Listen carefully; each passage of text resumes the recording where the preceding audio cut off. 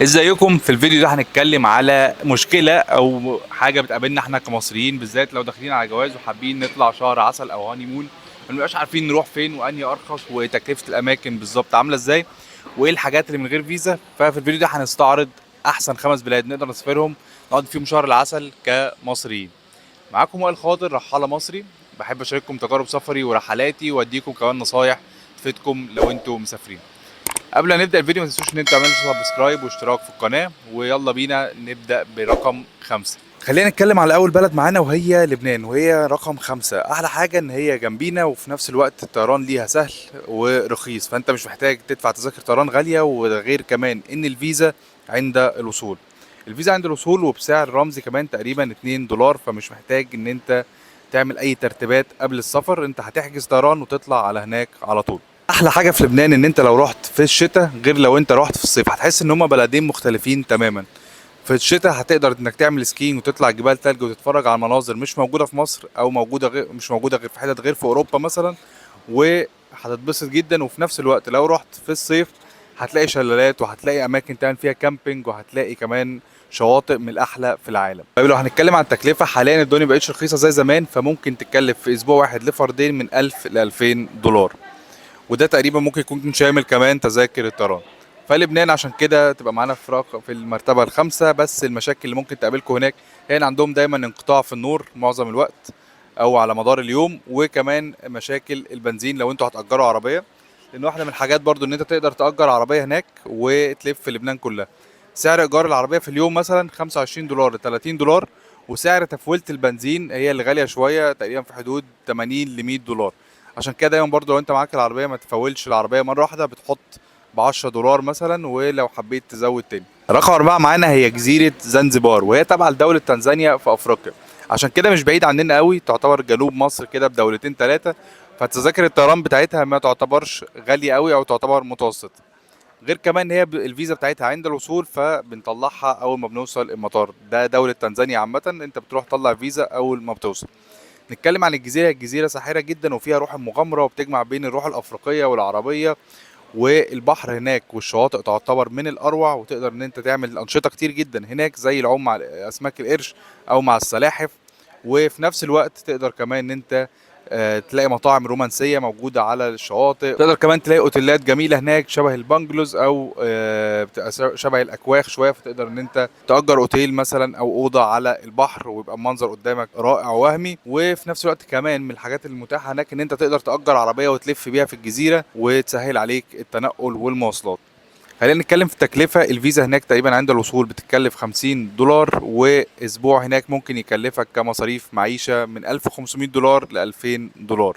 تقريبا شبه شوية مصاريف أو تكلفة لبنان. عشان كده معانا زنزبار في المرتبة الرابعة، بس طبعا ده من غير تكلفة تذاكر الطيران. تالت بلد معانا واحدة من البلاد المظلومة جدا في رأيي ومش واخدة حقها تماما، وهي سريلانكا. واحدة من أجمل البلاد اللي موجودة في آسيا. فيزتها بتطلع اونلاين ب 50 دولار، بتقدر تطلعها وبتطلع لك في خلال يوم واحد بس. احلى حاجه في البلد دي ان الطبيعه فيها ساحره بكل ما تحمله كلمه معنى. اي مكان بتروحه بتلاقي طبيعه وجمال فوق الوصف. ده غير كمان انها مليانه بالشواطئ لان هي جزيره، والشواطئ فيها وهميه حرفيا، وتقدر تعمل فيها انشطه مختلفه زي رياضه ركوب الامواج او السيرف. غير كمان ان انت وانت هناك تقدر تأجر سكوتر وتلف بيه وتتفرج على جمال الطبيعه من غير اي صعوبه في المواصلات، والبلد امان جدا. اللي بيميزها كمان ان اسعار الاكل فيها واسعار الفنادق والاقامه ارخص بكتير من البلاد التانية. فعشان كده سريلانكا بنصح بيها 100%. الناس اللي ما راحتهاش قبل كده او ان هي حابه تشوف مناظر طبيعيه وتجرب تجربه في اسيا وتكون سعرها مناسب، فهي سريلانكا. ودي البلد رقم 3 معانا. طبعا ما ننساش رحله القطر المشهوره اللي بتتعمل في سريلانكا، اللي هي بتبقى وسط حقول الشاي لمده ساعتين ثلاثه، وتتفرجوا فيها برضو على مناظر وهميه، وبتاخد فيها صور من الاشهر في العالم. علشان كده انا متاكد ان انتوا لو رحتوا سريلانكا هتنبهروا جدا بالبلد والطبيعه هناك. ندخل على البلد رقم 2، يلا بينا. طيب رقم 2 بقى هي بعتبرها بيتي حرفيا. هي جزيرة مش بلد برضو، بس قبل اقول لكم عليها ما تنسوش ان انتوا لو عجبكم الفيديو تشتركوا في القناة وتفعلوا الجرس، لان ده هيساعدني الفترة الجاية ان نكبر القناة. وهي جزيرة بالي، وهي جزيرة من ضمن جزر تابعة لإندونيسيا. واحدة من أجمل الجزر اللي موجودة في العالم حرفيا، وفيها كل حاجة أنت ممكن تتخيلها. يعني حرفيا هي فيها طبيعة، فيها اماكن للهاني مونرز، ان انت تقدر مثلا تأجر زي برايفت فيلا او مكان مخصوص مثلا بيطل على البحر، وفي كمان بول وسط الفيلا. فهناك في رفاهية جدا في الاماكن اللي انت ممكن تأجرها، حتى الاوتيلات هناك جميلة جدا ومناسبة جدا للهاني مونرز. ليه؟ لان فيها كمية انشطة غير طبيعية، لان مثلا زي ان انت تزور غابات، تزور شلالات، تزور غابات القرود، تطلع كمان على افيال، تنزل تعوم مع شاركس. وكمان في جزر كتير حواليها مناسبة ان انت تقدر تزورها، زي نوسا بينيدا ونوسا لمبونجان وجيلي تي وجيلي ايلاندز عامة. فهتلاقي فيها كمية تنوع رهيب. ده غير كمان ان هي بيسموها جزيرة الانستجرام، لان فيها صور كتير قوي مشهورة من اللي الناس بتصورها او الاجانب بيتصوروها على انستجرام. بتروح وهناك بيبقى معاك زي مرشد سياحي بيوريك الاماكن ديت، وبتقدر تاخد فيها صور من احلى الصور اللي هتاخدها في حياتك. اسعار المعيشه هناك هي تعتبر غليت شويه، لان بقى عليها زحمه كبيره جدا. يعني هي من ازحم الجزر اللي موجوده في العالم. يمكن دي واحده من المشاكل اللي ممكن تقابلك هناك. لو انت بتحبش الزحمه هتلاقي ان الجزيره هناك زحمه. حتى المواصلات او الترافيك هناك، لو انت مثلا زحمه بتاخد وقت كبير شويه من مكان لمكان، لان الشوارع ضيقه والدنيا زي ما بقول لك كده فيها عدد كبير من السياح. يمكن ده العيب الوحيد اللي هناك. غير كده هتلاقي ان الدنيا اسعارها كاكل رخيصه، كاقامه الاسعار غليت شويه بسبب الضغط السياحي اللي عليها، بس مقارنه بالبلاد التانية تعتبر كويس. واحده من العيوب اللي ممكن تقابلك برضو هي سعر تذاكر الطيران، لان تذاكر الطيران هتاخد جزء كبير قوي من الميزانيه او البادجت بتاعتك لو انت مسافر من مصر. بحيث ان انت هتضطر تدفع مثلا تذكره طيران رايح راجع هتكون في حدود 30 او 35 الف جنيه. فده رقم كبير بالذات لو انت هتدفع لفردين. حاجه كمان، او دي برضو حاجه نصيحه، ان انت لو انت رايح على طول ممكن ما تدورش على تذكره من القاهره لبالي على طول. ممكن تبص من القاهره لجاكرتا اللي هي العاصمه بتاعت اندونيسيا، ومن جاكرتا لبالي، ودي ساعات بترخص او بتوفر جزء كبير من سعر تذكره الطيران. او برضو ممكن تبص من القاهره لكوالالمبور في ماليزيا، ومن كوالالمبور تقوم طالع على بالي، دي برضو ساعات بتوفر جزء كبير من الميزانيه. بالي حطيتها رقم اتنين لان هي حرفيا واحده من اجمل الاماكن اللي هتروحوها في حياتكم، كجزيره وهميه. الطبيعه هناك وهميه، الانشطه كتير جدا. ده غير كمان ان انتوا تقدروا تسوقوا مع نفسكم سكوتر، مش تبقوا ملتزمين بحد.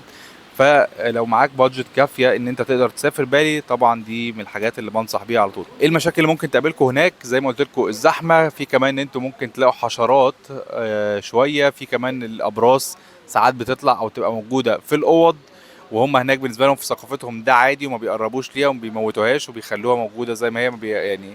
فهتلاقوا ابراس او سحالي او الحاجات دي بصوره كبيره شويه، بالذات في منطقه زي ابود، لان دي منطقه كلها غابات. ندخل بقى على التكلفه. ممكن تكلف في اسبوع بدون تذاكر طيران حرفيا $1000 بس، او $500 كمان لفردين، مش اكتر ولا اقل. وصلنا لرقم واحد معانا وهي جزر المالديفز. حرفيا الجزر دي معموله بس للهاني مونرز. حرفيا انت لو رحت لوحدك هتحس انك غريب، لان كلها كابلز افري وير. تعتبر من اجمل الجزر في العالم لقضاء شهر العسل، والموضوع فيها تشيل جدا، اللي هي اكتر للاستجمام. هتلاقي الاوتيلات فيها بتبص على المحيط على طول، والاوتيلات هناك اسعارها بتتراوح ما بين الغالي قوي للمتوسط. احلى حاجه في جزر المالديفز ان هي فيها انشطه كتير تقدر تعملها، من مطاعم رومانسيه مثلا واجواء الشموع والرومانسيه بقى، وان انت تبقى قاعد في مطعم بالليل على البحر، او ان انت قاعد جوه ريزورت وعندكم بول مثلا ومأجر زي بانجلو وسط الميه والكلام ده كله. ده غير ان انت تقدر كمان ان انت تنزل تعوم مع اسماك قرش صغيره، تنزل تعوم مع المانتز، او ان انت تتمشوا على البحر. الكلام ده كله مناسب جدا لشهر العسل، وفي نفس الوقت للرومانسيه والناس اللي بتحب الرومانسيه بقى وعايزه اجواء هاديه. فالمالديفز هي مناسبه جدا للاختيار ده. نيجي بقى للتكلفة. التكلفة هناك تكلفك من $1500 في الأسبوع لفردين ل$2500. فالأسعار هناك ما تعتبرش رخيصة، لكن تعتبر غالية إلى حد ما، بس تستاهل جدا لو انت من محبين الهدوء والانتخة والاستجمام على البحر. لو عجبكم الفيديو ما تنسوش ان انتوا تشتركوا في القناة وتفعلوا الجرس، وتستنوا فيديوهات كتير جاية الفترة الجاية. سلام واشوفكم في فيديو جديد.